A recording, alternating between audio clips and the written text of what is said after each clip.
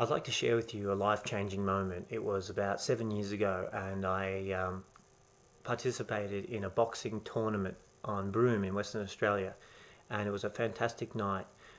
Like I said, changed my life, but I want to give you some backstory to allow you to leave this video with a principle um, that I'd love to share with you. And that is, the principle is that when you are faced with something in life and you get to the point where you say, I'm going to do this no matter what, when you make a decision, a real decision, because the word decision means to cut from, and when you cut off all other options and you just say, I'm going to do this thing. I've heard it quoted once that if you want to take the island, then burn the boats. You give yourself no retreat.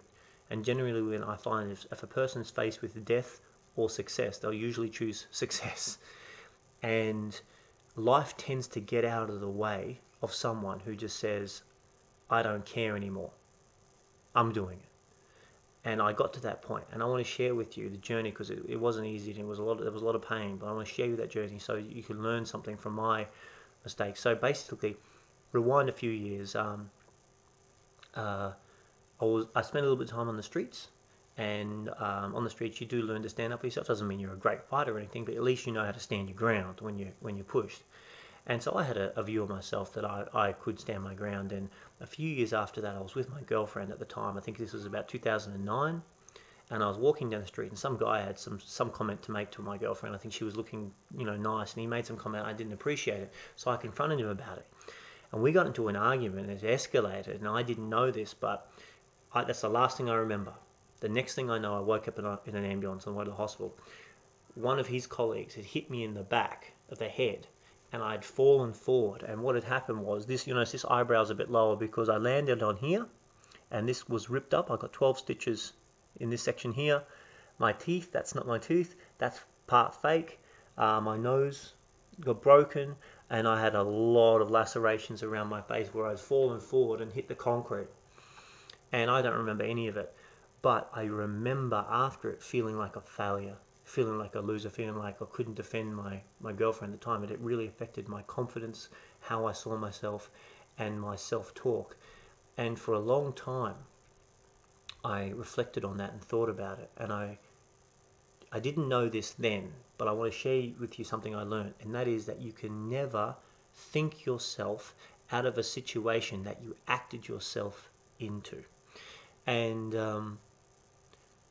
I allowed that experience to dominate my life, and allowed it to influence everything I was doing. And I fast forward now about 5 years, and I'd gone to work at Broome as a chef, and I guess enough time had passed, and I think hell is a place that can exist here on earth, in our minds. We can create a hell for ourselves and be tortured every moment of every day by emotional pain that to a large degree we are in control of.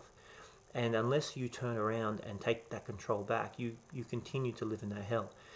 And so this tournament came up, and I realized that this was an opportunity for me to rewrite the story that I had about myself. Because I had two options. I could either stay in the darkness, or I could fight my way back into the light. And I had been running for that many years, and I'd done it long enough to know that I didn't want to be doing that anymore. And so I chose to fight. And I started preparing, and it's amazing that as soon as I just said, because all the don't get me wrong, of course, once I made that commitment, all the feelings came back of being knocked out in the streets, of people seeing it, of blood, of pain, of surgeries, of humiliation. It all flooded back. And what's worse is, this time if that happened, it's going to have like a full audience, people coming to see the fight to see it happen. But like I said, I had a choice, and I would love to sit here in front of you and say I overcame my fears, but honestly, that would be bullshit. I didn't overcome my fears. What happened to me was the fear of living in that hell another day was greater than the fear of what could happen in that ring. The fear of getting knocked out, the fear of being humiliated, I didn't care. As long as I could stand my ground, that was better. So I would love to be, and I just got to be real with you guys. I didn't overcome fears. I just looked at the two options, said I would rather fall and try than never try. I would rather go as hard as I can and miss than never go hard. And I just think sometimes if life's hard, then you do it hard. And so the amazing thing happened. Life started to align for me. So I went to the coach and I said to him, like, I want to train as much as possible. Is there any other person doing it? And he got back to me and said, look, there's this young guy who trains in the afternoon before we come here. He trains like on Mondays and Wednesdays. Come down. So I did. And his name was Jared. Get this. He just so happened to be a Commonwealth Games gold medalist winner for boxing, right? And what happened is he had a spinal injury and his doctor said, that's it, your fighting days are over. He moved to Broome, married a girl, worked as a labourer and did training part-time. I met up with him. He started training me. So I was learning a lot, and then I had my first setback. 1 month into the training, Harley, the guy I'm going to fight, and you'll hear him in the video coming up, he comes to the gym and he starts training, and honestly, when I saw him hit the bag, it stayed hit. Like I looked at that and thought, he's going to knock me out. I cannot beat that. He's hitting harder than I've seen people hit the bag. And I went home, and a few nights later, I come home from work. I was getting ready to go for a run. I was putting my training shoes on, and all these old feelings and thoughts came back to me. And the saying, what if you lose? What if you? And I don't know how long I was sitting there. It could have been 5 minutes. It could have been 45 minutes. But what I know is when I stood up and I walked out the front door to go for the run, I know I never looked back. And so fast forwarding to the fight night, there was 12 fights that night. It was a beautiful evening in Broome, very humid, and the canvas floor of the ring was a bit slippery. You'll see when you watch the fight, we slip a couple of times because of the amount of humidity, and between every round, the young guys were going there with towels to try to soak up the moisture. Beautiful night, but I was, out of the 12 fights, I was the 11th, and so by the time that my fight came around, the crowd had grown from about, like, I think 120 to almost 300 people, and I've got to admit there was a lot of palpitations. Now, I'm just going to give you some information to look at when you watch this fight. First of all, I'm going to apologise for the quality of it. It was recorded by my girlfriend at the time, and she had a camera and she was moving it around, so I would suggest if you watch it on a phone so you can move it and tilt it. And the first part I want you to look out for is at 1 minute and 26, we meet in the ring to touch gloves and hear instructions. And look at Harley in the blue and look at me in the red, and you'll notice that Harley's very twitchy and nervous, moving around, and I'm dead still. And that wasn't the plan, but that is just the difference when someone just says, come what may. There's a stillness about them. When he comes out for the first round, it's evident in the first few seconds he wants to knock me out that first round.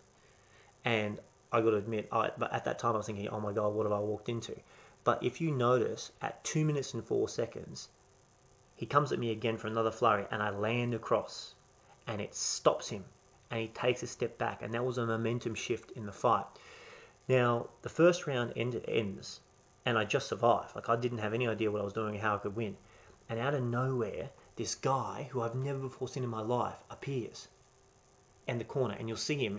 Was it 4 minutes and 35 seconds? He's behind the legs of the guy in the red. And he starts giving me instructions. You can see him in the video. He's like doing hand gestures and punches and stuff. And he's basically telling me, you need to start with the jab, own him with the jab, and then move in. And the second round starts, and I do it. And you'll see there's another momentum shift. And at 5 minutes and 46 seconds, I land this jab, and it actually knocks Harley off balance. And you'll see, I turn, and the guy in the corner, he yells out something to me. Something along the lines of, see, keep doing it. And I nod, and you'll see me nod in acknowledgement of what he's saying. And the second round continues. Now, I go in for the break before the final round, and he gets up and he puts his arm around my neck and he tells me what I need to hear. I don't remember what it was, but I come out for that third round, I come out a different fighter. And what I want to impress upon you is that look at all the things that happened once I made the commitment. Once I said, I don't care. Like, I was scared for a long time, but once I made the commitment, said, I don't care anymore. I'm going to do this one thing.